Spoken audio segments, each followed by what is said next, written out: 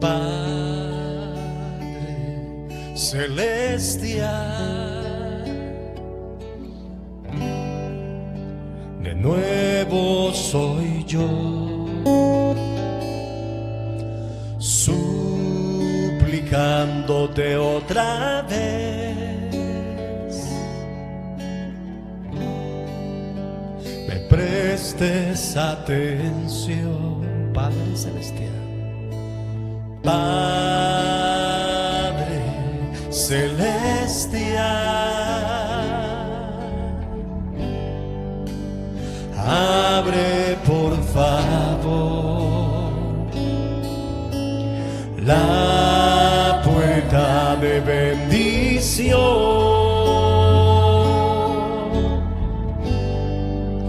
que tienes para mí, porque soy un necesitado,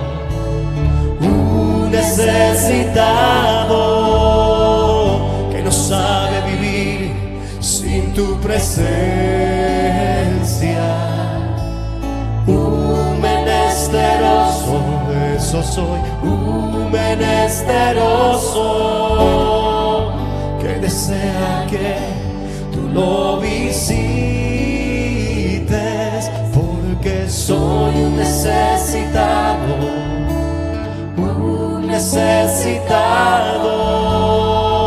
que no sabe vivir sin tu presencia, un menesteroso,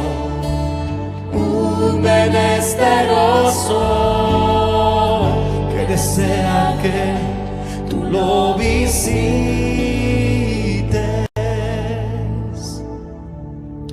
Quiero contarte o recordarte que ser un menesteroso, la palabra menesteroso, es el estado máximo de un necesitado. Es aquel que se encuentra en la cúspide de ella. Me gusta recordar a Pedro en la barca cuando estaba siendo azotada y todos gritaron, los hombres de mar, y decían auxilio, o por lo menos cuando vieron a Jesús en otra dimensión caminando sobre las aguas gritaron fantasma. Pero Pedro en la barca era un necesitado. Pero una vez Pedro comenzó a caminar por el mandamiento de Jesús y comenzó a hundirse, Pedro dejó de ser un necesitado y se volvió un menesteroso. ¿Por qué? Porque menesteroso es el estado máximo de un necesitado. Es el que se encuentra en la cúspide de ella. Y no importa en qué condición tú te encuentres, aquí está tu Padre Celestial. ¿Por qué no le cantas con nosotros? Padre Celestial, de nuevo soy yo. De nuevo, ¿por qué? Porque he llegado en muchas ocasiones y en otras oportunidades, y ahora vuelvo otra vez a venir. Y luego dice el canto, porque soy un necesitado que no sabe vivir sin tu presencia. Cuando te vuelves adicto a la presencia de Dios, nadie te puede suplir esa necesidad si no es la presencia de Dios. Luego dice el tema, abre la puerta de bendición que tienes para mí, porque soy un necesitado, sencillamente un necesitado que no sabe vivir sin tu presencia.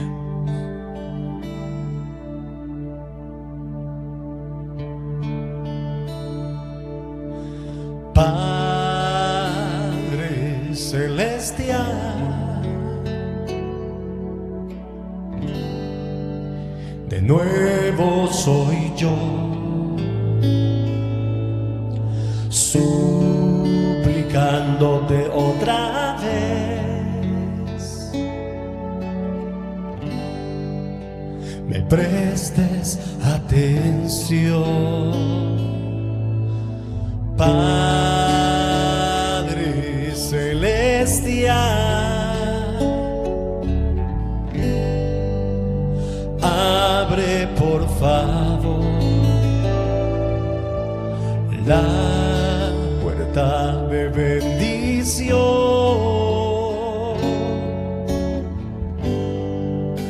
que tienes para mí,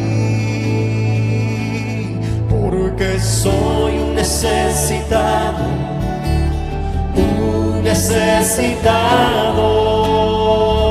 que no sabe vivir sin tu presencia, un menesteroso de tu presencia, que desea que tú lo visites, porque soy un necesitado, eso soy, un necesitado que no sabe vivir sin tu presencia, un menesteroso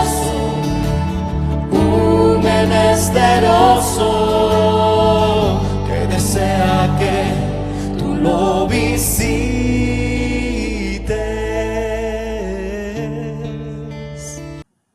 Buenos días, mis amados. El Señor les bendice grandemente esta tarde, esta noche.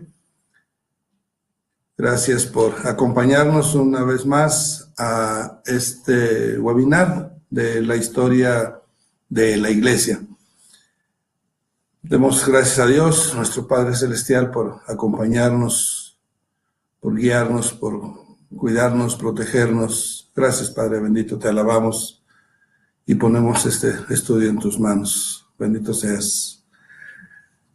Esta vez, mis amados, vamos a tocar el tema de las persecuciones. Recordemos que dentro del periodo de la iglesia primitiva tuvimos 10 persecuciones. Estamos en la etapa de la iglesia de Esmirna. Esta etapa es del año 100 al 313. Podemos empezarla un poco antes, ahí por el 95, cuando termina su misión en la tierra el último de los apóstoles, apóstol Juan. No se sabe con certeza, pero es entre el 95, 96, 97, por ahí.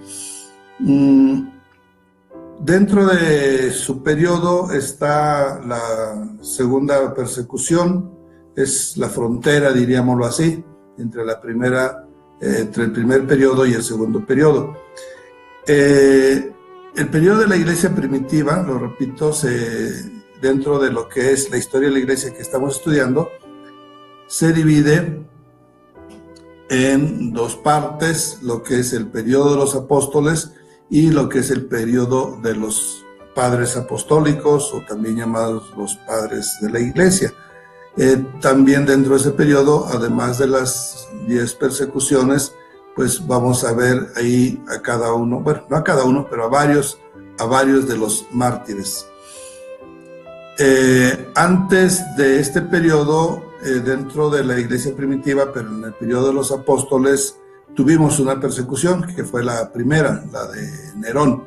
Se sale un poco de cuadro esta persecución, que aunque fue dirigida por un emperador, pues eran otros motivos. No era tanto en sí acabar con la iglesia, como lo fueron las otras 9, sino simplemente descargar una culpa del, aparentemente, Nerón, se dice, mandó quemar la ciudad, porque quería renovarla, quería hacer otras cosas. Lo que ha sido el punto es que se le culpó a los cristianos.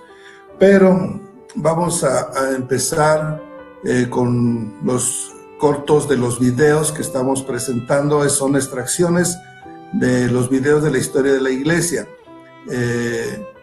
Confiamos en que usted ya tenga su paquete de la historia de la iglesia y ahí pueda ir repasando, ampliándolo.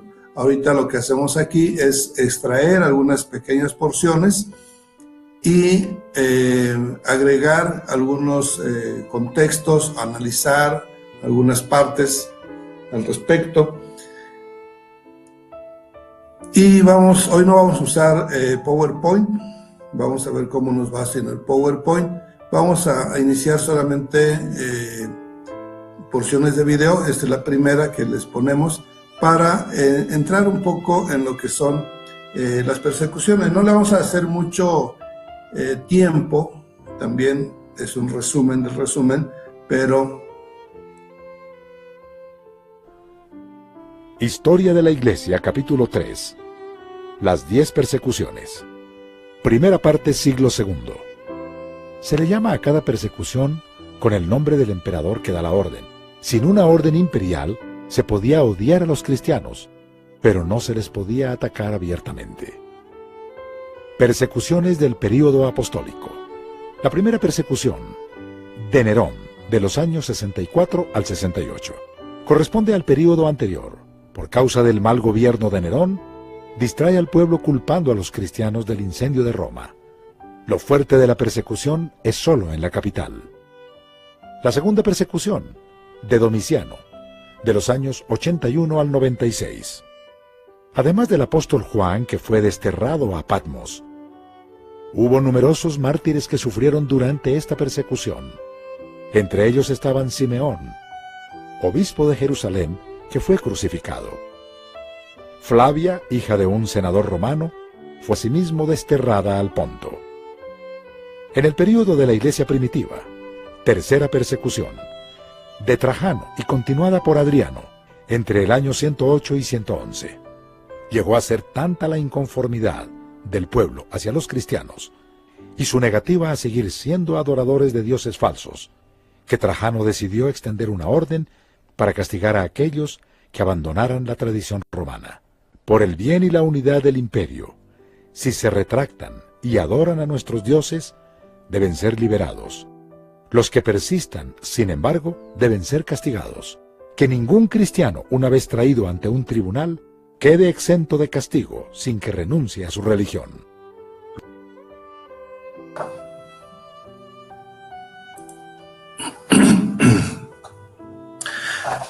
Bien, amados, voy a hacer un poquito más de énfasis en el motivo de por qué llevaban al tribunal a los cristianos. No era tanto una idea religiosa en contra de Cristo, no conocían de Cristo, no lo tomaban a Cristo en sí como punto central de la persecución. Bueno, estoy hablando humanamente, espiritualmente es otra cosa. Pero los romanos, o sea, su excusa que tenían, su motivo que tenían por el cual perseguían al cristiano, a partir de la segunda persecución. La primera, ya acabo de mencionar, fue otro el motivo, pero de la segunda en adelante, el motivo era un tanto, primeramente político y legal.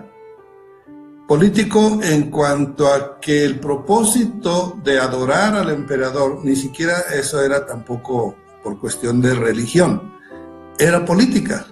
Es decir, la adoración al emperador era lo que unía al pueblo, a los pueblos conquistados, o sea, el culto al emperador, la figura del emperador era lo que unía a todos los romanos del imperio. Había muchos pueblos conquistados, sabemos, Egipto, Grecia, el mismo Palestina, Creta, las Galias, o sea, lo que hoy es Francia, etcétera.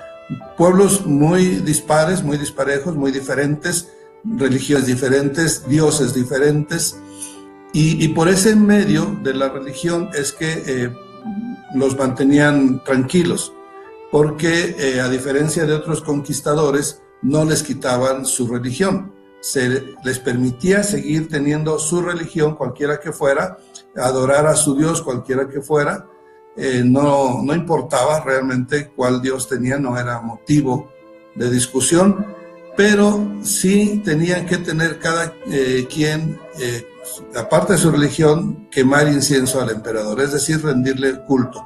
Pero repito, parece que no fuera de política, sino de religión, pero sí, aparentemente religión, pero insisto, es política, puesto que lo que se trata es de que de esa manera mantenerlos unidos. Así que si alguien no le quemaba incienso al emperador, era un atentado político, era como una traición a la patria, porque era el factor patriótico de unidad, ¿sí?, del imperio, el emperador. Si tenía al dios Horus, o si tenía, era egipcio, y no importaba, si tenía a Zeus, etcétera, pero podían tener hasta 3 dioses, 4 dioses, no importaba, pero sin dejar de quemarle incienso al emperador. Algo que no hacían los cristianos, ni los judíos. No se habla mucho de la persecución judía, pero realmente la persecución era contra los dos pueblos. ¿Por qué? Porque los dos pueblos, en primer lugar, los romanos en un principio no los diferenciaban, los consideraban a los cristianos como una secta, una división de los judíos, o sea que para ellos era lo mismo, porque era un pueblo, judíos y su apéndice cristianos, que no querían quemarle incienso al emperador. ¿Por qué? Porque judíos y cristianos tienen un solo Dios, tenemos un solo Dios y no se le puede rendir culto a nadie más. Entonces ahí entra ya la ley, en el sentido de que no obedecen un mandato legal, mandato imperial, y entonces caen en desobediencia. Y ese punto, al menos legalmente, es el factor por el cual se les llevaba a juicio. Cuando les decían renuncia a Cristo, lo que le estaba diciendo es sé obediente. Si tu Cristo no te permite quemarle incienso al emperador, entonces deja a tu Cristo. No era tanto la figura de Cristo lo que les causaba en sí ese escozor, sino de entrada la obediencia. Bien, entonces aquí Trajano, ¿sí?, decide, puesto que se están haciendo muchos los cristianos que no le queman incienso, y que eso puede provocar más adelante, si dejan que continúe creciendo esta corriente, pues pueda provocar disturbios, pueda provocar una división en el imperio. Así que entonces dicta la orden que nos acaba de decir el hermano Alberto, que ningún cristiano, una vez traído ante el tribunal, quede exento de castigo sin que renuncie a su religión. Así que ya era algo que tenía que hacer. De ahí lo llevaban a juicio por no obedecer. A veces era instigado por el mismo pueblo. A veces las autoridades no veían tan grave el delito de que fueran cristianos y no los querían castigar, pero apenas les decían lo mismo que hicieron con Pilato, ¿verdad? Él de pronto no quería castigar a Jesús porque no veía delito en él, pero los jueces que veían que no había delito eran movidos, eran obligados prácticamente por la ley a castigarlos, aunque no hubiera maldad en el acusado. Bien, aquí hubo muchos mártires en cada una de las persecuciones. Tenemos un libro escrito por John Fox del siglo XVII, donde él se dio a la tarea de investigar lo que pudo de mártires desde Esteban hasta su tiempo, y encontró una tremenda lista. Aquí nos muestra, por ejemplo, de la tercera persecución. Dice, hubo 2 mujeres que ejercían como ministros, dice, mujeres que ejercían como ministros de la iglesia. Eso está registrado históricamente, o sea que sí las mujeres tenían alguna forma de ministerio, y Plinio las hizo torturar hasta morir. Y como ellas, cientos más en Bitinia, cuando se negaban a renegar de Cristo. Uno de los más notorios mártires fue Ignacio, obispo de Antioquía. Él fue llevado a Roma y entregado a las fieras. Hay un cuadro, de hecho más adelante en un video lo vamos a ver, donde está este mártir, este obispo, que la Iglesia Católica lo eleva a santo. De hecho, pues todos ellos eran santos, apartados para Cristo. Y dijo una frase que quedó como frase célebre: soy el trigo de Cristo, voy a ser molido con los dientes de las fieras salvajes para que pueda ser hallado pan puro. Es de notarse este gozo, este heroísmo con el que enfrentaban la muerte, porque para el cristiano, tal vez no mucho ahora, pero en el principio del tiempo, era un honor morir, ser perseguido por llevar el nombre de cristiano. Entonces, recordamos que la primera persecución decíamos que entraban inclusive cantando himnos al ser llevados a la muerte. Algo muy notorio dentro del cristianismo es que el cristiano fiel que tiene el Espíritu Santo entra en una etapa de un gozo inexplicable, algo que viene del Espíritu Santo, que no es de una emoción humana, no es el gozo del Espíritu Santo no es una alegría, así decir estoy contento y gozoso, es otra cosa que se da inclusive en momentos de angustia, de tribulación.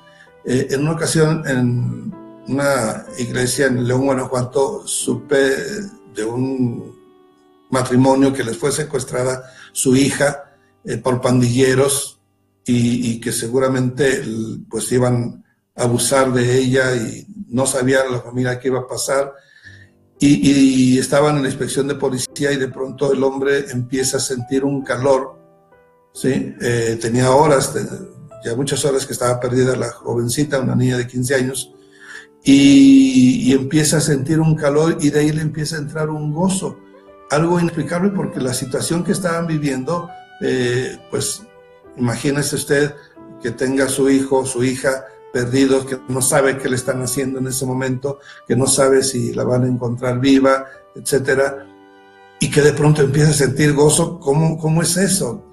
Entonces es algo extraño y pronto cayó en la cuenta este hombre que lo que estaba sucediendo es que su hija estaba muerta y Dios le estaba dando ese gozo para tranquilizar su alma. Y así fue. Al poco entró el policía y no sabía cómo decirle y el hombre le tuvo que ayudar. Ya encontraron a mi hija, ¿verdad? Y le dice, sí. Y está muerta, ¿verdad? Y le dice, sí. Entonces, es inexplicable. Y eso mismo nos explicaban cómo morían gozosos, morían con gozo estos mártires en Roma. Bien, tenemos también a Alejandro, obispo de Roma, y sus dos diáconos, Quirino y Hermes, con sus familias. Este era obispo de Roma y estamos hablando de aproximadamente el año 100. Obispo de Roma, no se le dice en la historia, no se le dice papa, se le dice obispo porque en ese tiempo no había papa, aunque la historia católica nos quiera decir que era papa desde San Pedro. Viendo un poquito de la historia, viendo un poquito, comprendiendo la situación que vivía la iglesia en ese tiempo, no era concebible, no se podía esperar que hubiera papa en esas circunstancias. La iglesia estaba naciendo, apenas había algunas cuantas ciudades que tenían obispo, no se podía pensar en una administración centralizada. Otro de los mártires, Eustaquio, un comandante romano, para Roma era un servidor público muy eficiente.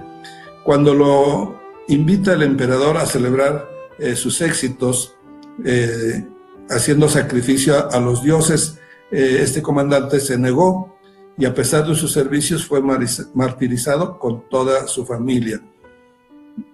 Los hermanos Faustino y Jovitas y etcétera, podemos citar muchos de estos mártires. Yo estos datos de los mártires los tomé del libro que les menciono de John Fox. Es un libro que cita el martirio de muchos de ellos. Es un libro que no enseña Biblia, ¿sí? No trae versículos al pie de sus notas. Y yo cuando me preguntaba por qué no trae versículos, porque estaba acostumbrado a leer libros con versículos de apoyo, y no traía ninguno, y pasaba, claro, era historia de los mártires, pero debía de citar la Biblia, y no, me di cuenta que no era tanto enseñar la Biblia, sino enseñar cómo vivir la Biblia, cómo vivir el cristianismo. Y así sucesivamente. Deje ponerles otro video, otra porción. Vamos a uno que son las persecuciones, quinta y sexta. Quinta persecución de Septimio Severo, del 202 al 210. En el 202, Septimio promulgó una ley que prohibía la difusión del cristianismo y el judaísmo. Este fue el primer decreto universal prohibiendo la conversión al cristianismo. Estallaron violentas persecuciones en Egipto y África del Norte. Favoreció los cultos orientales. Algunos mártires de la quinta persecución. Víctor, obispo de Roma, martirizado en el año 201. Orígenes y su padre Leonidas y varios de sus discípulos. Irineo, obispo de Lyon, decapitado en el 202. En África, en el 205, Perpetua de 22 años y Felicitas, embarazada, las desnudaron, las hicieron correr y ser corneadas por un toro. Al no morir, fueron matadas a espada. Y muchos más, en las fieras y con distintos martirios. Sexta persecución de Maximino, año 235. Pontiano, obispo de Roma, fue martirizado. Anteros, su sucesor, martirizado al ofender al gobierno por recoger las actas de los mártires. Pamaquio, Quirito y Simplicio, senadores de Roma, convertidos a Cristo, arrojados al Tíber.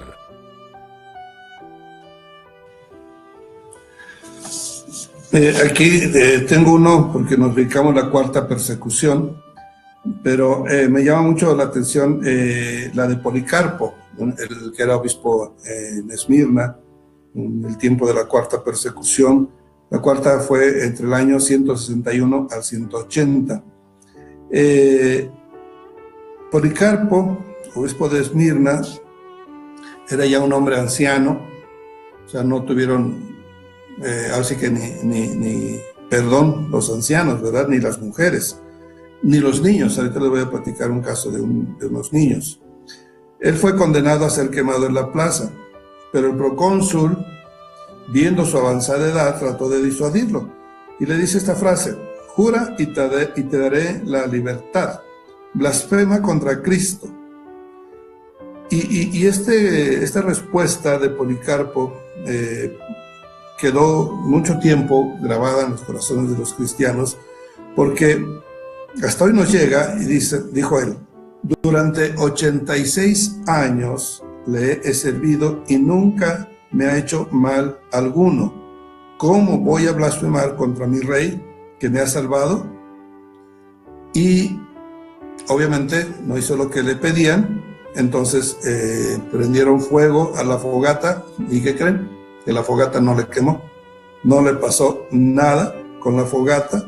Estuvieron un buen rato ahí, nos dice John Fox, en los relatos que él investigó, y que las llamas nada le hicieron, así que finalmente tuvieron que matarlo a espada directamente. El otro caso que a mí me pega mucho, me quebranta ese caso de esta Felicitas. Es una mujer que tenía 7 hijos y lo mismo, los hallaron culpables de traición al emperador por no quemarle incienso. Entonces las llevan a juicio y a pesar de todas las amenazas, a pesar de la tortura, ella se mantiene firme en no negar a Cristo. Como tiene 7 hijos y los 7 hijos también son cristianos, entonces van y le llevan al hijo mayor y la amenazan de que él morirá si ella no se retracta.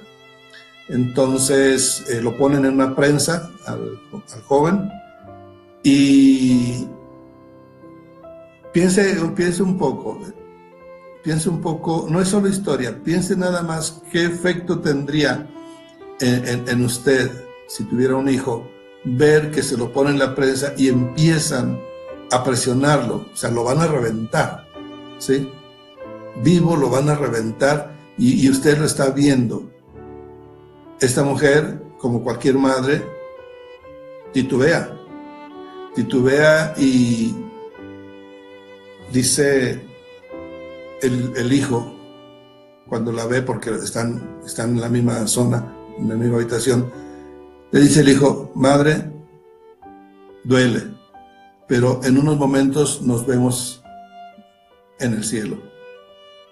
No desistas. O sea, en su agonía el joven la anima a seguir, a su madre a mantenerse firme a pesar de que él está muriendo, de que él está siendo prensado. Le grita que no se retracte, que se mantenga. Ante esa exhortación de su propio hijo, pues la mujer vuelve a tomar control y dice no. Y matan al hijo, sacan al segundo hijo, lo matan, sacan al tercer hijo, lo matan, le matan a sus 7 hijos delante de ella y no retrocedió.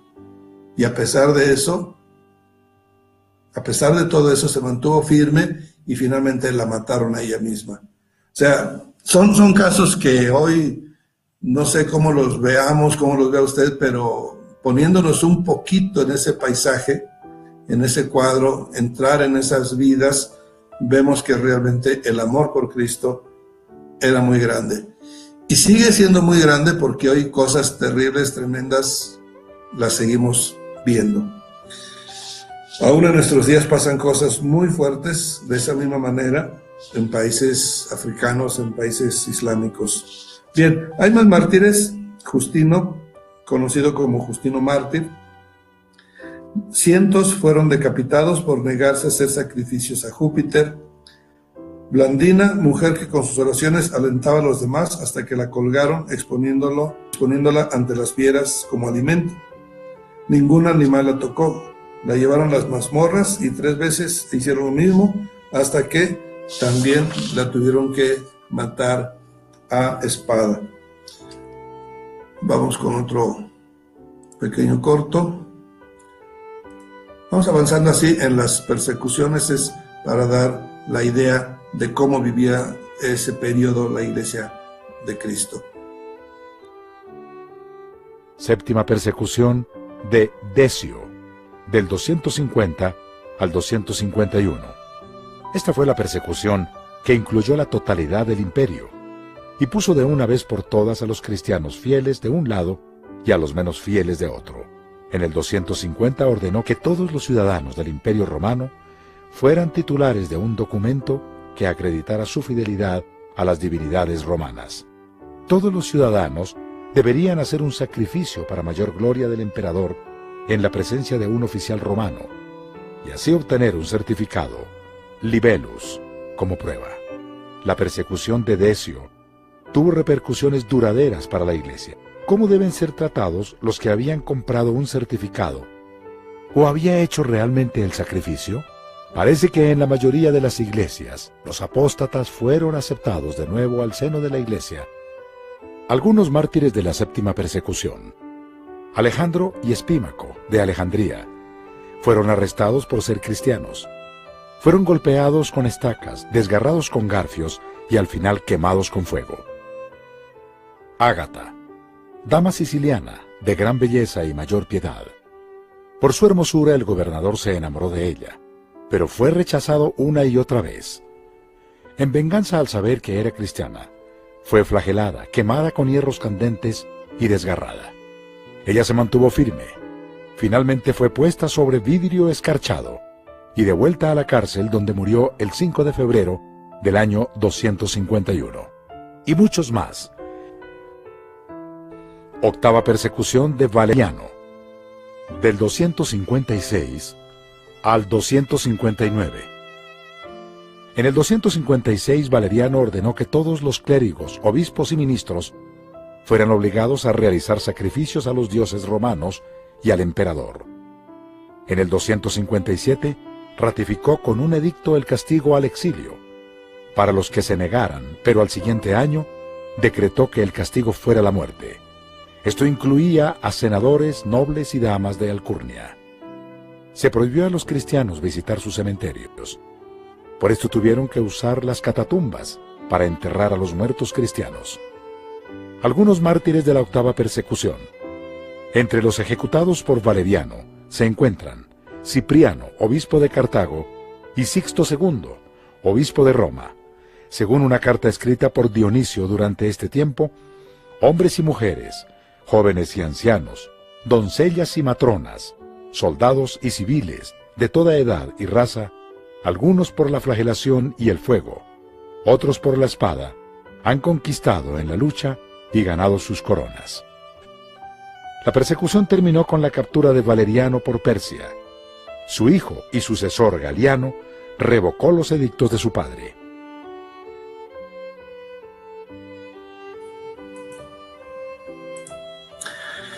Bien, el libellus era un documento que firmaban, que tenía que firmar el cristiano, y con ese documento ya quedaban libres de persecución. Hubo algunos cristianos que lo firmaron. Esto es, de otra manera, renunciar a Cristo, ¿sí? Estos fueron apóstatas, se les conocía como apóstatas, pero muchos de ellos se arrepentían después de haber negado a Cristo. Lo negaron en el momento de presión, de tortura. En algún momento deciden firmar el libellus, pero después se arrepienten y tratan de volver a la iglesia. Se vuelve un problema mayor porque ya son muchos los libellus, son muchos los que han renunciado a su fe y quieren volver a ella. Entonces sucede aquí que se hacen dos grupos: los cristianos que se han mantenido firmes, que traen las huellas de la tortura, ¿sí? del martirio, y obviamente pues muchos murieron, pero de los que sobrevivieron o que fueron liberados después de torturarlos, de castigarlos, se consideran un tipo de cristiano superior, porque resistió la prueba, y entonces menosprecia al cristiano libellus, al que no pasó la prueba y que ahora quiere volver. Se llega a hacer inclusive un mini concilio para decidir qué hacer con ellos. Son tratados como cristianos de segunda, pues los obispos quieren parar eso, y finalmente pues se ordena que vuelvan a ser tomados en el seno de la iglesia sin ninguna distinción. Somos cristianos, nuestro deber es amar y es perdonar, no vamos a dividir. En fin, son cosas que van pasando sobre la historia, que pues es lamentable que tengamos tan poco tiempo, que tengamos que irnos tan superficialmente, pero si usted tiene la oportunidad de profundizar más, de hecho los videos que usted tiene ahí está más detallado que lo que estamos viendo ahorita, algunos puntos, otros pues de momento me acuerdo de algo y lo saco y no está en el video. O sea, es una combinación. Este video que está usted viendo, bueno, no es un video, estamos en vivo, pero va a quedar grabado. Cuando usted quiera lo puede repasar, si quiere repasar pero también si ya tiene el paquete, pues haga su estudio, profundice en su estudio, viendo cada uno de los periodos, y todavía más porque puede investigar más en otras fuentes, obviamente. El libro más amplio que yo conozco y de donde tomé mucha información es el libro de Justo L. González, se llama Historia de la Iglesia o Historia Eclesiástica, parece. Justo L. González es muy conocido porque es el mayor, no digo el mejor, pero sí el más explícito libro que nos habla de la historia de la Iglesia, y él saca mucho detalle. Ahí sí que siempre un libro es más detallista que un video, que una película. Bien, hubo muchos mártires más en la octava persecución, en la novena. Dejemos este punto ya. Bueno, creo que hay otro más todavía. Es el último de las porciones de los videos. Bajo Aureliano, Esta es la novena persecución. Todavía aquí Aureliano está en el año 274. Él ordena una persecución, un hombre muy petulante. No hubo muchos mártires, pero sí los suficientes y el celo suficiente para que lo nombraran. Déjenme ponerles, tenemos un pequeño video de esta parte. Y ya de ahí concluimos con las persecuciones y los mártires.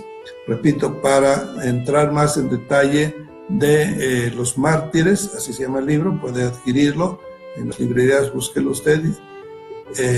Si no, le ayudamos a conseguirlo. Los mártires de John Fox y Justo L. González en la historia de la iglesia. Veamos un poco de la novena y décima. Novena persecución de Aureliano en el año 274. Aureliano fue un soldado que logró escalar posiciones en la milicia, hasta que el mismo ejército lo nombró emperador. Fue petulante. Aunque fueron pocos los mártires bajo su gobierno, inició una obra de restauración del imperio tal que el Senado le otorgó el título de Restitutor Orbis, restaurador del imperio. Algunos mártires de la novena persecución bajo Aureliano. Los principales que padecieron en esta fueron Félix, obispo de Roma, decapitado en el 22 de diciembre. Agapito, un joven caballero que había vendido sus posesiones y dado el dinero a los pobres, fue arrestado por ser cristiano, torturado y luego decapitado. Décima persecución de Diocleciano, del 303 al 313. Esta fue la persecución más larga y más cruel de todas. El emperador Diocleciano se propuso continuar la obra de Aureliano y restaurar la grandeza y religión del Imperio Romano, principalmente el culto al emperador. Hubo millares de mártires. Ciudades enteras fueron arrasadas porque la mayoría de sus habitantes eran cristianos. Mártires de la décima persecución. Esta persecución empezó por el odio de Galerio, el hijo adoptivo de Diocleciano, que, estimulado por su madre, una fanática pagana, nunca dejó de empujar al emperador para que iniciara esta persecución hasta que logró su propósito. El 23 de febrero del 303 después de Cristo, el día en que se celebraba la Terminalia, acordaron los paganos terminar con el cristianismo.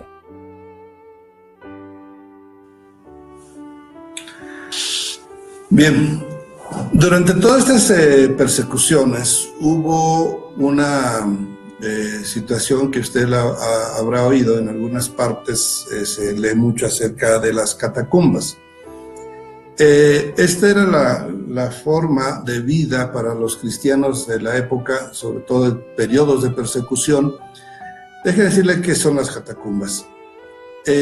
Bajo Roma, la ciudad, a las orillas a las afueras de la ciudad, el terreno era un tanto como arenoso y ahí se empezaron a cavar tumbas, diríamos, ya desde antes de las persecuciones, ya había tumbas que se habían hecho, diríamos, ilegalmente, fuera de los panteones, pero cuando están los emperadores persiguiendo a los cristianos, en ese tiempo se dicta una orden en que los cristianos no pueden enterrar a sus muertos en los panteones.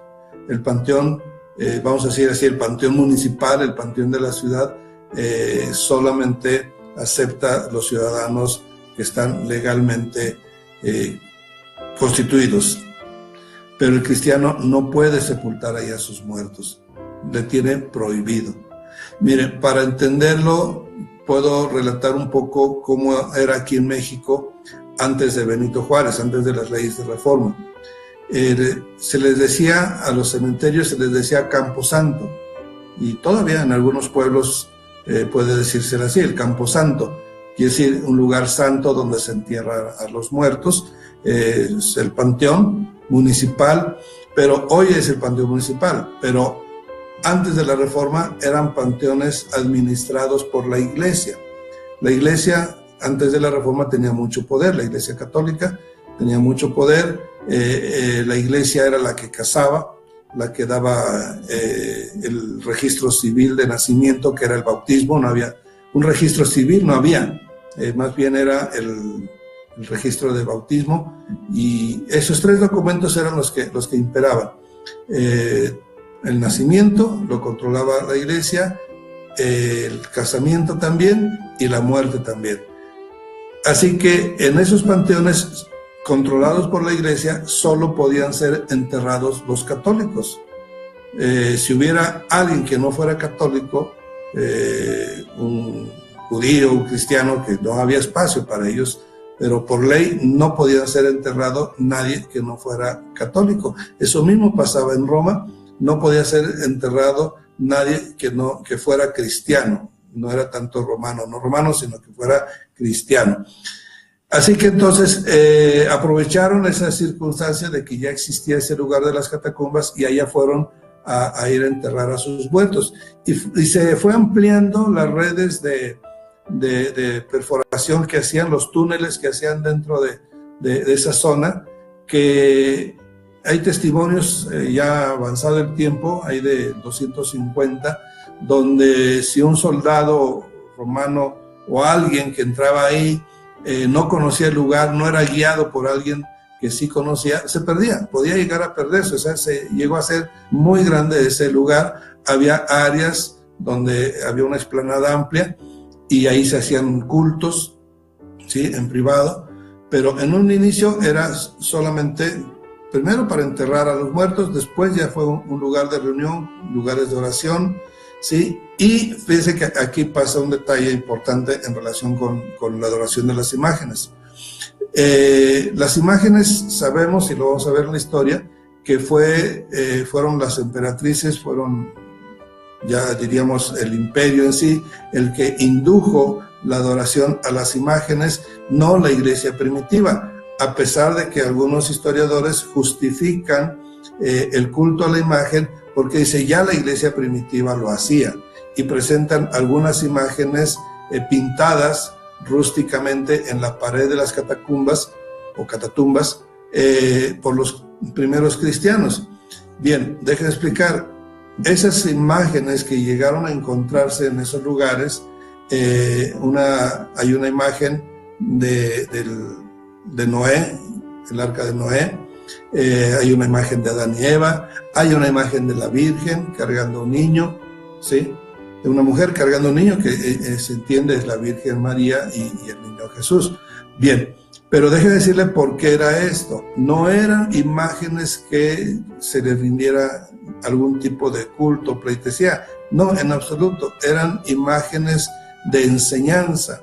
O sea, como hoy decir, ir al catecismo o ir a la escuela bíblica, donde se enseña a los niños, hay pizarrones, hay cuadros. Ahí está Jonás siendo comido por el pez y cosas así, que es otra pintura que estaba ahí. Esos cuadros que nosotros tenemos en la escuela para enseñar a los niños es lo que tenían los cristianos en las catacumbas, porque era su forma de poder extender el conocimiento de la Biblia y de los relatos, tanto del Antiguo Testamento como del Nuevo Testamento. O sea, era un motivo pedagógico, no era un motivo de culto. Y sí existían esas imágenes dentro de las catacumbas. Hay otro libro que también es recomendable y se llama así, El mártir de las catacumbas. De hecho, ese libro lo tenemos en audiolibro, no se me había ocurrido, lo vamos a subir a la página y de ahí usted lo puede bajar. Bien, también relatos así paralelos, muy interesantes durante las persecuciones, hay muchos. Existe uno de lo que es conocido como la Legión Tebana. En el periodo anterior hacíamos la observación de que los soldados romanos se habían ido convirtiendo a Cristo desde el principio. Recordemos que el mismo Señor Jesucristo tenía seguidores, soldados, el centurión del que fue sanado su siervo, Pedro, también Pablo convivió mucho con soldados. De hecho, se puede pensar que no fue Pablo, no fue Pedro los que empezaron a evangelizar, a llevar el cristianismo a Roma. Pablo mismo lo admite, que cuando él fue ya había cristianos, ¿sí? La tradición católica dice que Pedro estuvo ahí antes, aunque no hemos encontrado todavía alguna evidencia de que Pedro haya estado ahí. Ya veremos en su momento. Como quiera que sea, Roma empieza a tener muchos cristianos, y entonces lo que más creemos, porque no se ve en el libro de Hechos alguien que haya ido a evangelizar Roma, como hizo Pablo en otras ciudades, sino que debieron haber sido soldados romanos que habían estado destacados en ciudades donde ya se predicaba el evangelio y fueron alcanzados por el evangelio. Fueron también comerciantes, diferentes tipos de viajeros que salían a otras ciudades y trajeron el evangelio para Roma. Cuando llega Pablo, ya hay una comunidad de cristianos muy grande. Bien, vamos a ver aquí la breve historia de la Legión Tebana. La Legión Tebana es una legión compuesta solo por cristianos. No que hayan sido cristianos que se alinearon al ejército, sino que estando en el ejército es que se hicieron cristianos. Porque el argumento para decir esa legión no existió, porque los soldados no podían ser cristianos, no es tal. Sí eran cristianos. Hoy mismo tenemos soldados, policías cristianos, ¿sí? Pero vamos a ver esta breve historia en el video. Legión Tebana, año 286. En el año 286 de Cristo, tuvo lugar un hecho de lo más notable. Una legión de soldados que consistía de 6.666 hombres estaba totalmente constituida por cristianos. Esta legión era llamada la Legión de Tebana, porque los hombres habían sido reclutados en Tebas.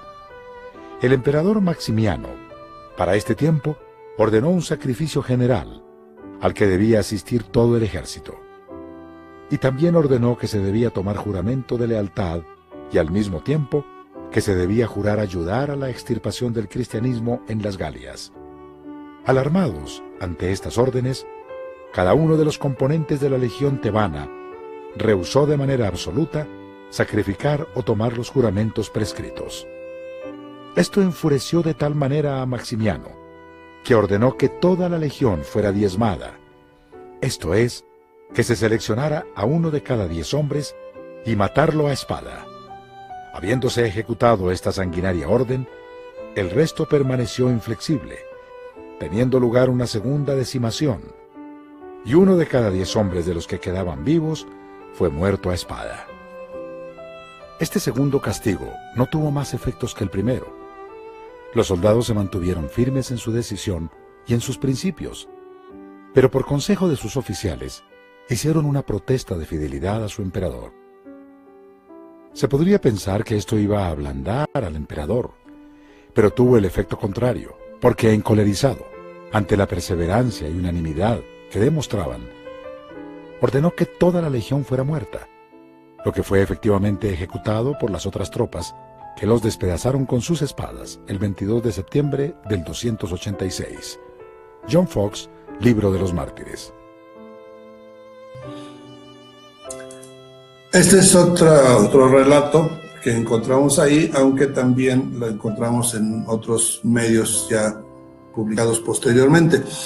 Bien, vamos a culminar esta parte. Es inagotable el material que hay para relatar acerca de los mártires, de las persecuciones.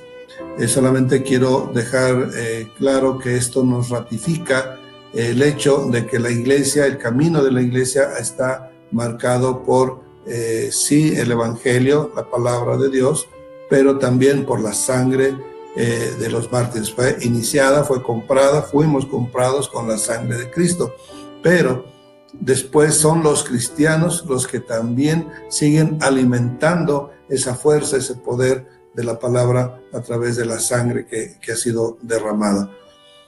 Les recuerdo pequeño estudio que hicimos, un webinar, todavía ahí está en la página de Agua y Sangre. Bien, viendo ahora el siguiente periodo, o capítulo más bien, ahora lo enfocamos a los padres y obispos de la iglesia. Padres, lo entendemos como los padres apostólicos. Para muchos no les gusta mucho el tema porque dice son los padres de la iglesia católica. La respuesta ahí, si fuera una pregunta, es sí y no. Sí, porque efectivamente se refiere a los padres de la iglesia y ese término se lo da la iglesia católica, pero no necesariamente estamos hablando de padres católicos, estamos hablando de padres de la iglesia de Cristo. Y se les llama así porque originalmente en el griego, recuerden que la mayor parte de la zona de la iglesia se hablaba el griego, hacia lo que es las Galias, lo que es Roma, pues se hablaba el latín. Pero el origen de la iglesia está en la zona de habla griega, entonces se habla mucho el griego. Y padre se queda después de decirle pope. La gente le decía pope a un líder, a un obispo, a un siervo que los amaba, que les enseñaba el evangelio y que los trataba con amor. Era tanto el amor mutuo que la feligresía, decirlo así, le llegó a decir pope, papá, ¿sí? Y eso es lo que se deriva hoy en papa. Pero vamos a... Creo que lo dice más bonito el hermano. Déjeme ver si está aquí. Sí, aquí está. Voy a poner los padres de la iglesia. Historia de la Iglesia, capítulo 5. Los padres, obispos y campeones de la Iglesia del año 100 al 313. Los obispos. Cada ciudad importante tenía su obispo. Para este tiempo ya tiene mayor autoridad que el anciano o presbítero. Roma es la capital del imperio, pero aún no de la Iglesia, aunque empieza a ganar influencia y prestigio. Antioquía y Alejandría, junto con Roma, son las tres ciudades y obispados más importantes, pero ninguna tiene autoridad sobre la totalidad de la Iglesia.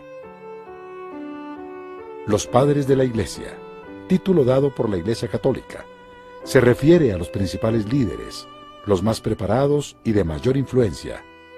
Casi todos ellos dejaron un legado de escritos doctrinales. Una forma de apostolado eran padres espirituales de una congregación sufriente. Tanto cariño y respeto profesaban que los fieles empezaron poco a poco a llamarles padre, en griego pope, cuna del título papa, que tardaría otros 100 a 200 años más en madurar. La Iglesia Católica estableció 4 requisitos para otorgar el título de padre de la Iglesia. Primero, haber vivido durante el período inicial, que se extiende hasta pasado el año 500. Segundo, haber llevado una vida santa. Tercero, sus escritos debían estar libres de cualquier error doctrinal, exponiendo una defensa o apología. Cuarto, sus escritos tendrían que haber sido aprobados por la Iglesia. Los campeones de Cristo. Cualquier cristiano fiel que luchó a favor de Cristo, armado solo con su fe, realizando alguna obra o acto heroico. Puede ser o no un apologista literario. Ignacio, obispo de Antioquía, mártir y padre apostólico, 35-107. Se cree que fue discípulo del apóstol Juan. Escribió 7 epístolas que en conjunto son un resumen precioso de la forma y doctrina de la iglesia primitiva. Policarpo, obispo de Esmirna, mártir y padre apostólico, 69-155. Cuadrantus y Arístides, apologistas, escribieron entre el 100 y 110 aproximadamente. Ambos escribieron su apología al emperador. La apología de Arístides es la más antigua y completa que existe. Justino mártir, padre de la Iglesia, 100-165.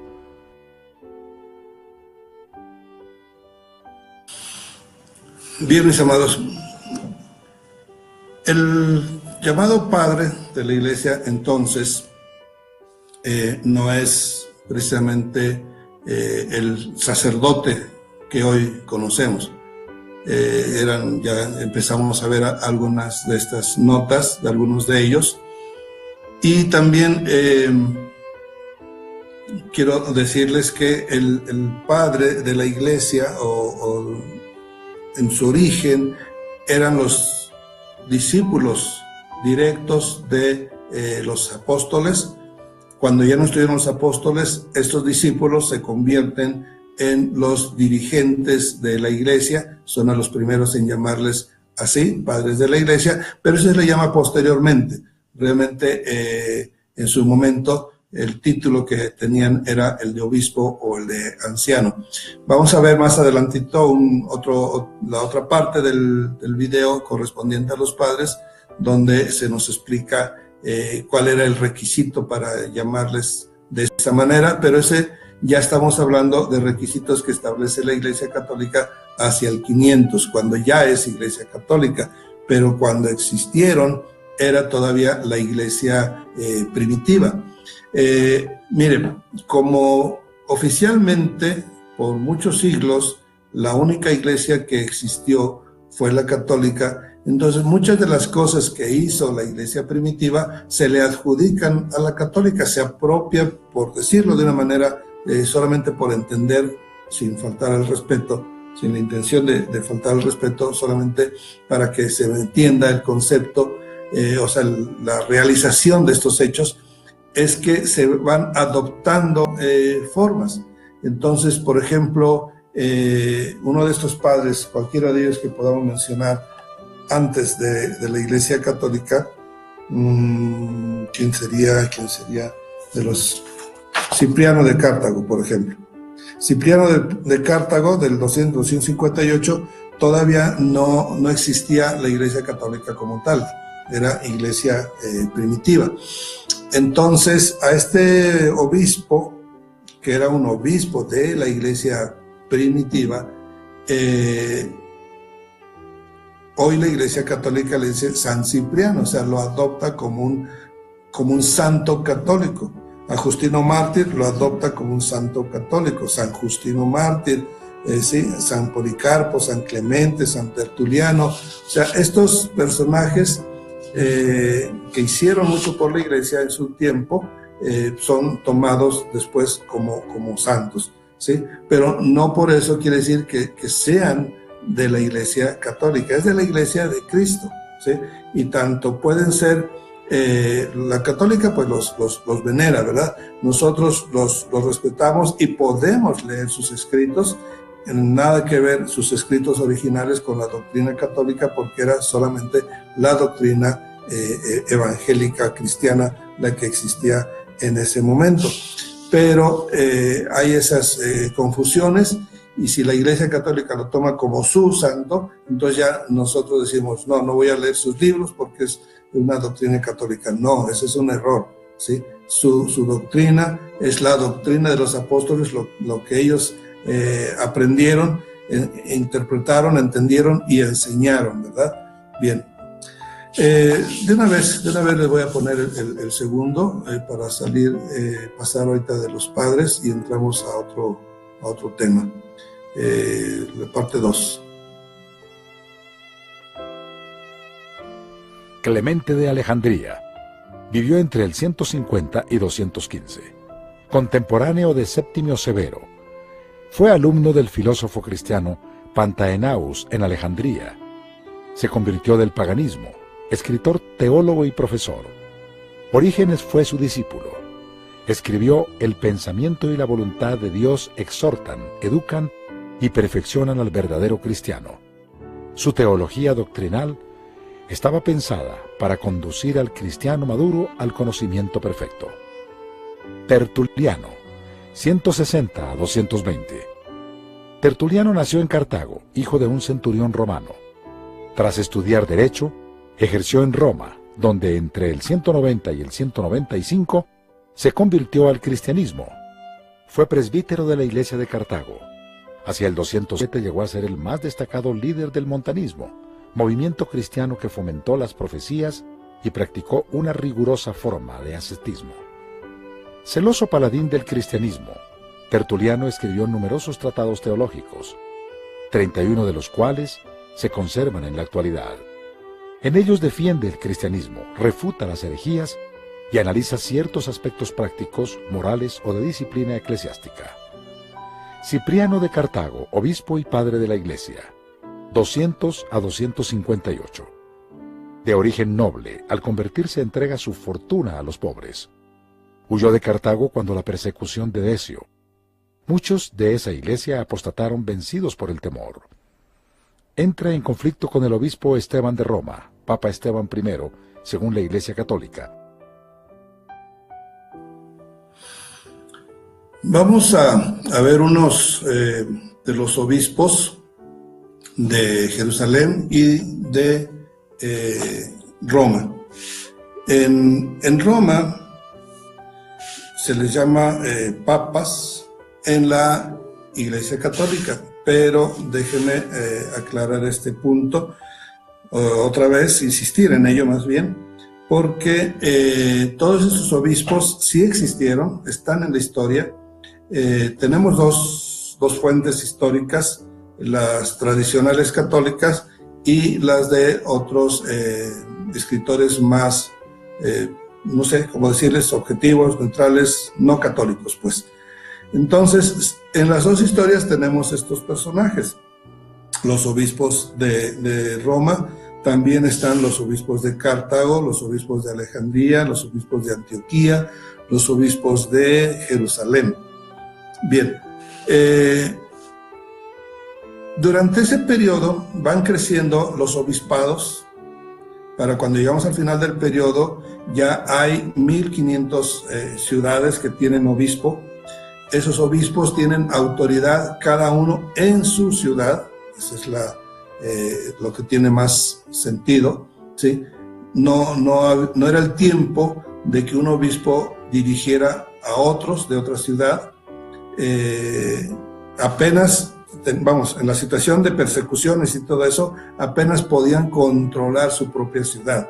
Así que no podemos pensar, no hay forma de pensar en que pudieran dirigir otros obispados. Entonces, cada obispo en su ciudad. Ahora, los obispos de Constantinopla, Constantinopla no existía, quise decir esta otra ciudad, Alejandría sí existía. Jerusalén tenía sus obispos también. Entonces ellos van haciendo la historia, dejando el lugar a otro obispo, así sucesivamente. Pero mire, en el caso de Roma, hubo 4 obispos en el primer periodo, contando según la tradición católica, contando a Pedro, a partir de Pedro, ¿sí? El quinto es Evaristo, ya en el año 98, el sexto es Alejandro, y son obispos, y ellos son mártires, muchos de ellos son mártires. Alejandro, Sixto y Telésforo fueron mártires. Víctor, el obispo, es del que viene mi santo, ¿verdad? Me llamó Víctor, y en el calendario está San Víctor, y se refiere a este Víctor, el papa que fue también martirizado como obispo de Roma. Bien, cuando llegamos al tiempo de que se terminan las persecuciones, es por este señor Constantino que él para la persecución, decreta no más persecuciones, y es cuando entonces empieza a cambiar ligeramente la condición de los obispos en las ciudades provinciales. En Roma cambia sustancialmente. Desde luego, el primer cambio es que deja de haber persecución, y eso ya es una gran bendición, el que deje de haber persecuciones, ¿sí?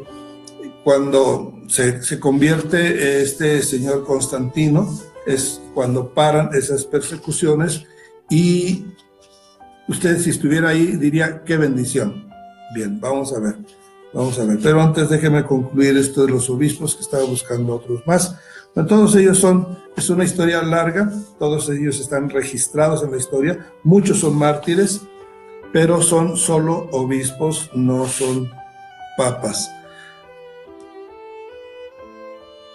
Déjenme mostrarle brevemente los de Jerusalén.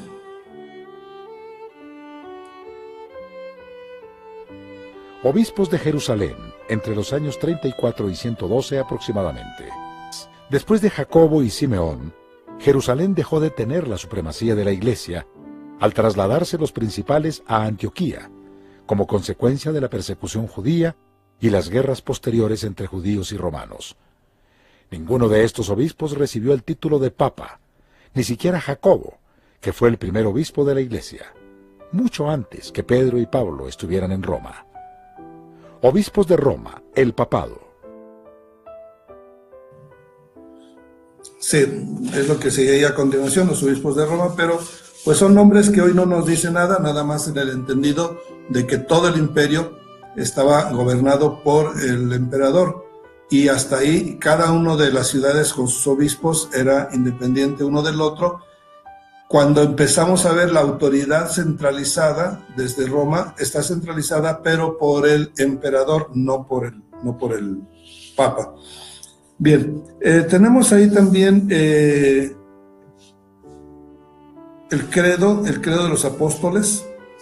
El credo de los apóstoles no fue redactado originalmente por los apóstoles, sino esto fue hacia el año 150 aproximadamente, por los que mencionábamos hace un momento como los padres o los líderes de la iglesia en ese momento.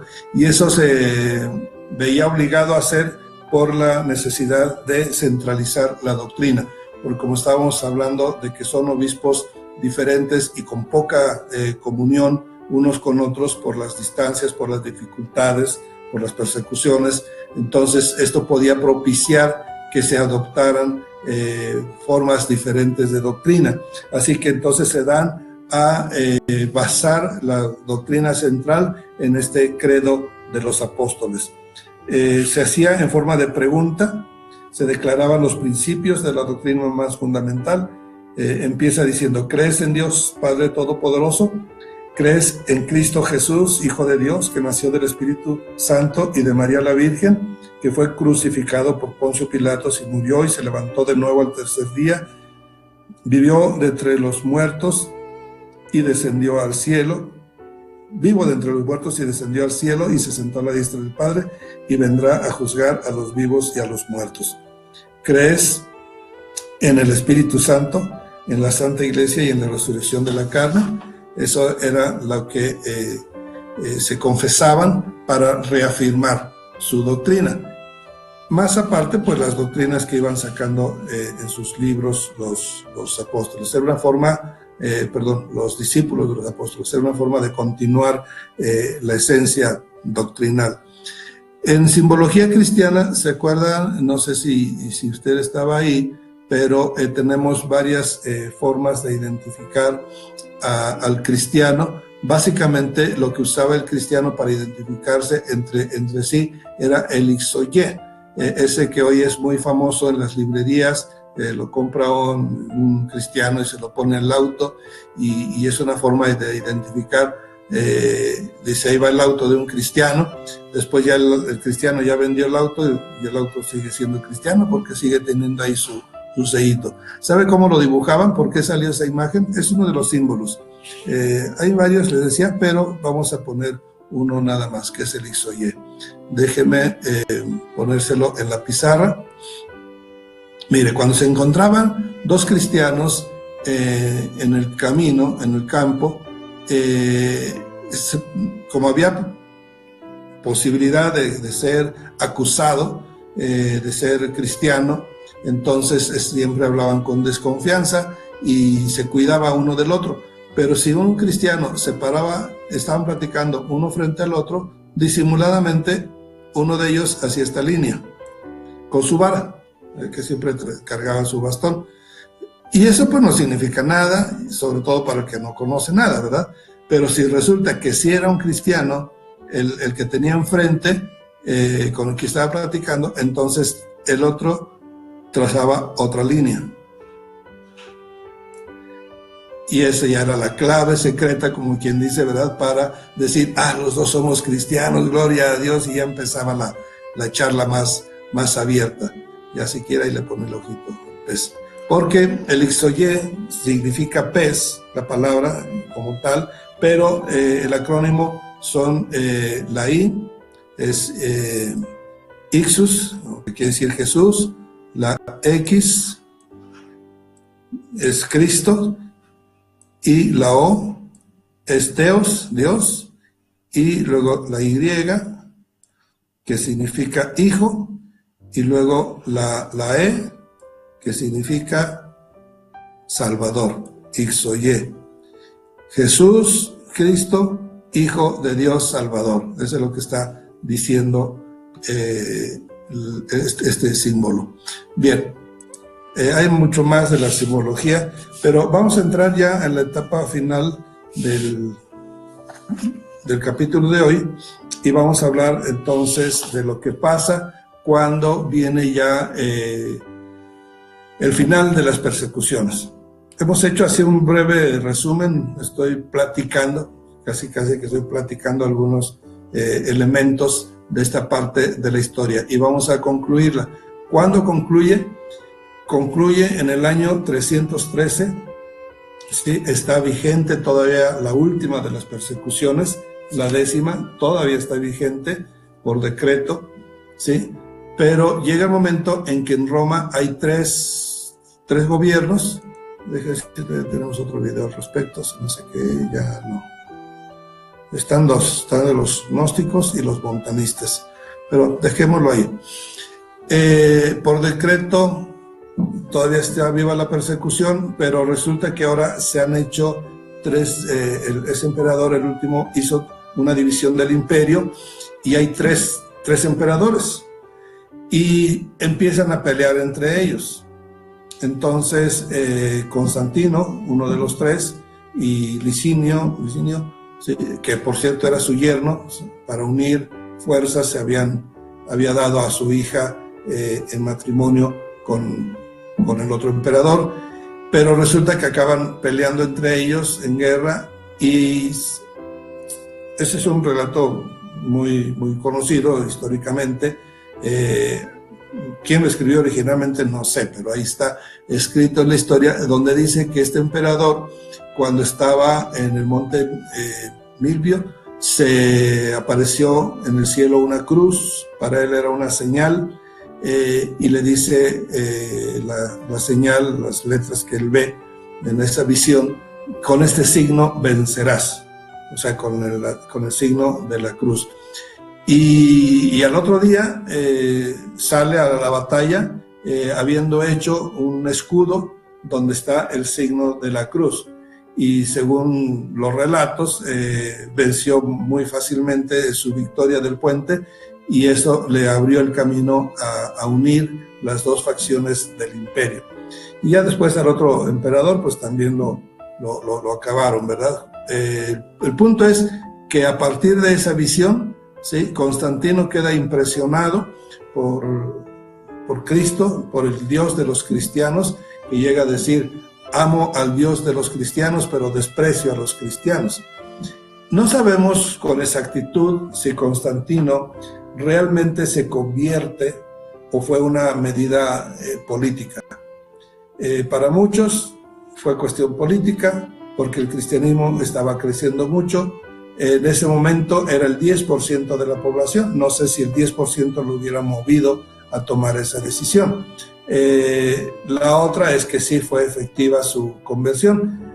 Lo que es evidente, no sabemos cuál de las dos fue, pero si realmente fue cristiano, no llegó a crecer su fe lo suficiente como para dejar el paganismo que siguió cargando consigo. Él siguió siendo pontífice máximo. Ya habíamos hablado lo que es el pontífice máximo, que es el cargo que acabó siendo del emperador, y el pontífice máximo, su función era jefaturar todas las religiones del imperio. En ese momento, lo que hace el imperio, lo que hace Constantino, es sumar el cristianismo a su colección de religiones romanas. El cristianismo viene a ser una religión más, y por tanto el emperador sigue siendo el jefe de todas las religiones del imperio, ahora incluyendo la cristiana. O sea, él era el jefe, con el debido respeto. No había papa todavía, no se permitía que hubiera un líder que le hiciera sombra al emperador, así que no existía la figura del papa. No podría permitírselo el emperador que existiera un papa, así, simplemente. Pero sí le da espacio al último de los que mencionamos aquí, bueno, no lo mencioné porque era mucho mencionar nombres. ¿Cómo se llama? Esteban, el Papa Silvestre, perdón. Silvestre, que la iglesia obviamente lo tiene como papa, la iglesia católica, pero era el obispo Silvestre. A este obispo es el que le toca, diríamoslo así, le debería haber tocado cubrir doctrinalmente, enseñar doctrinalmente al emperador. Pero el emperador era una figura tan alta que, a ver, disipúlelo, ¿sí? Y resulta que sí, se dejó disipular, se dejó enseñar, pero había cosas que si él no las comprendía, no las aceptaba. Entonces él metió algunas doctrinas, arregló algunas doctrinas dentro del cristianismo. Miren, esto es clave y esto es histórico, no es invento de ningún protestante. El primer concilio de la iglesia, ya bajo el imperio, que de hecho antes de eso no había habido concilios, salvo el de Jerusalén, el del libro de Hechos. Después de ello no podía haber concilios, ya se había extendido la iglesia, no había comunicación, no había el poder, para concretar, invitar a todos los obispos. Pero el que sí tenía el poder para hacerlo era Constantino. Así que cuando se convierte en el 212, 213, empieza a ser mezclado, invitado uno con el otro, ¿sí?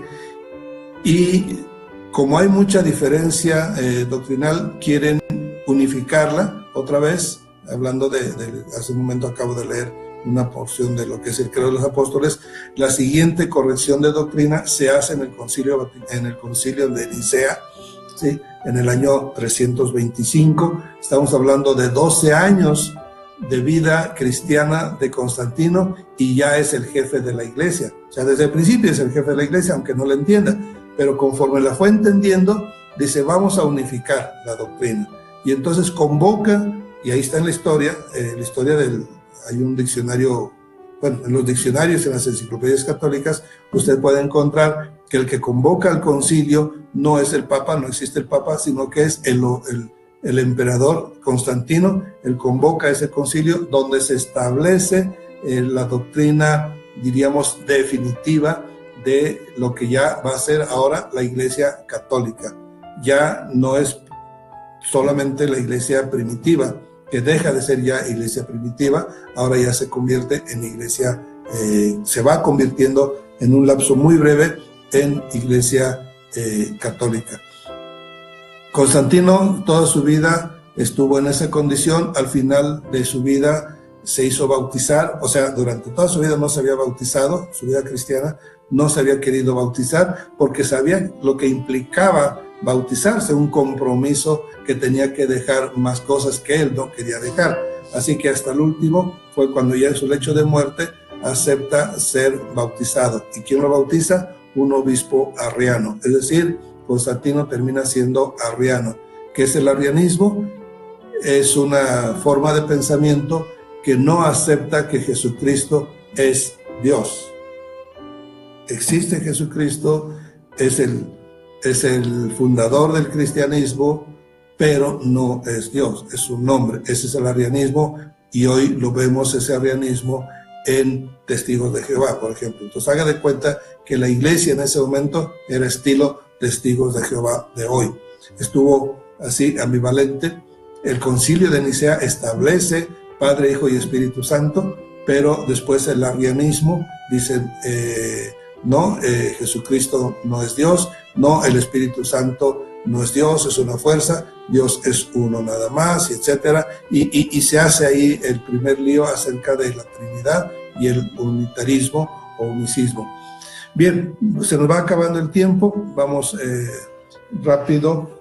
Deje ver dentro de ello qué es útil que mencione por ahorita. Constantino, Pontífice Máximo. Bien, para bien o para mal, se convierte Constantino. De principio podemos pensar que es para bien, de principio, porque mire esto. 1, deja de haber persecuciones. 2, empieza a ayudar el gobierno a la iglesia.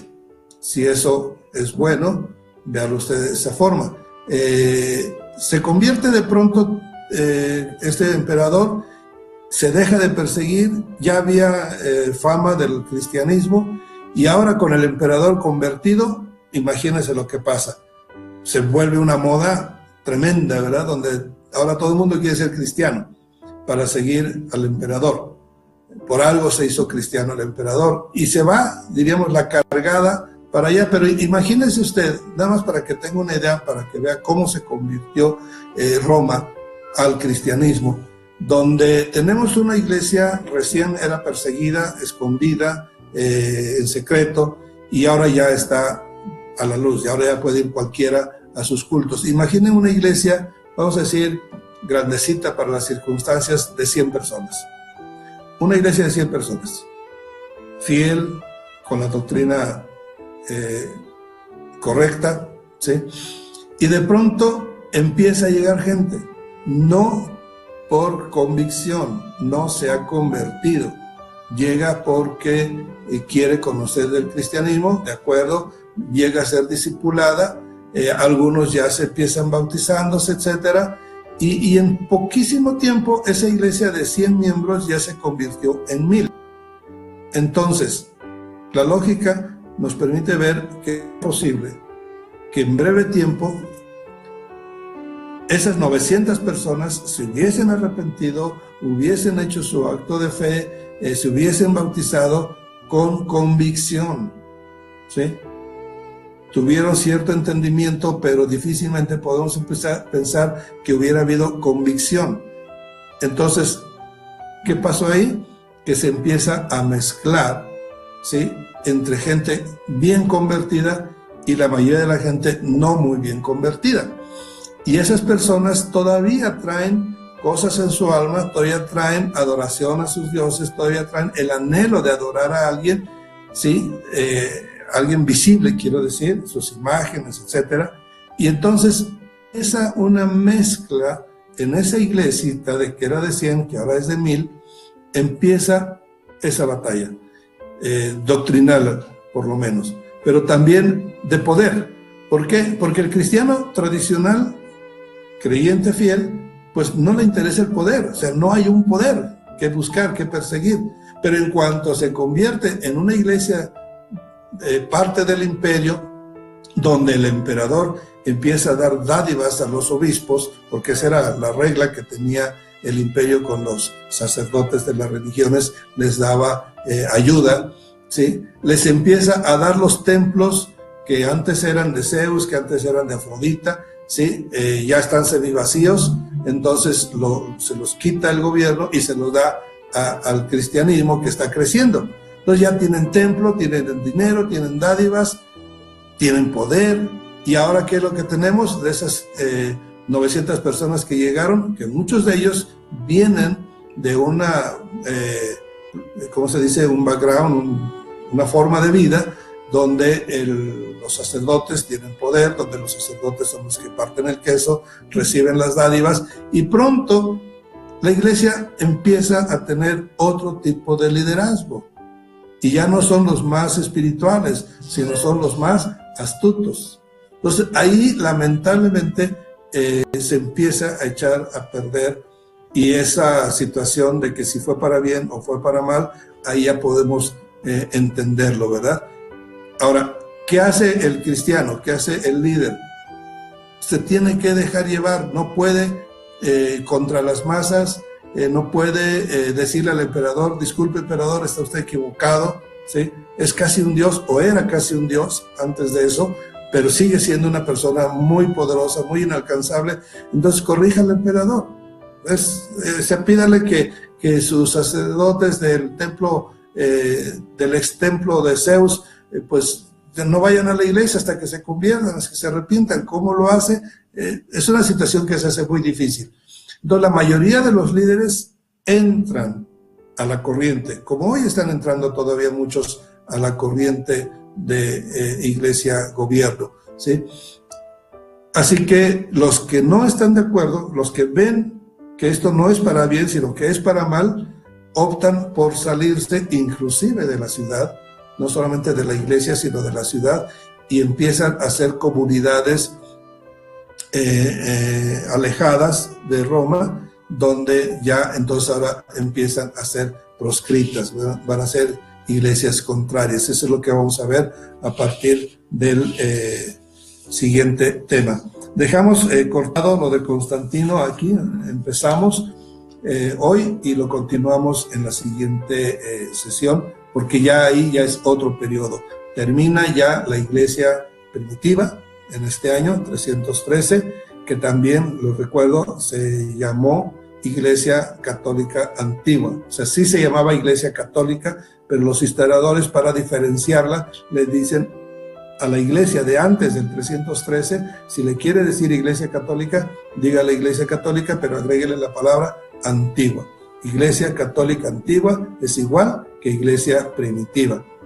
Ya después de Constantino, a partir del concilio de Nicea, a partir de ahí ya puede considerarse que es la Iglesia Católico-Romana, ¿sí? Amados, muchas gracias. Son 8:30 en punto. Quiero dar las gracias y un saludo